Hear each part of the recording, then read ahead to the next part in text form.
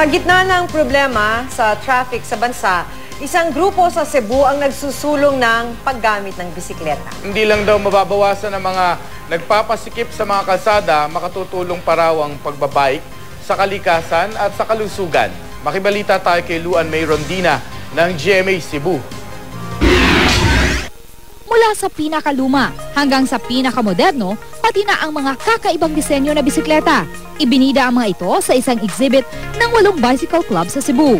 Kabilang sa mga ipinagmalaki ang mga fixed gear bike na perfect daw sa mga kabataan. Itinampok din ang mga vintage bike. Tulad na lang ng 1947 Balloons Hire Monarch Super Deluxe Ride. Dako mo nga sakay na kong bike.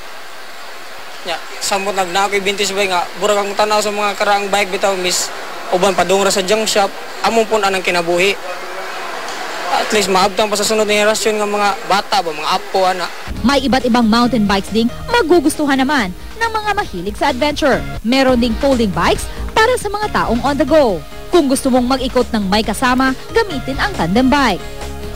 Unique naman ang tinatawag na gangster rides. Sa hugis at forma nito, tsak na mapapalingon ka. Style, isa sa ubang bike bitaw. Kanang di gini siya ingon nga common. At para maipagmalaki ang gawang Pinoy, subukang sakyan ang Bamboo Bike.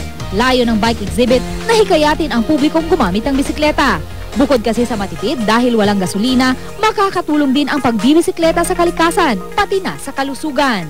Luan May Rondina, Nagbabalita, Pilipinas.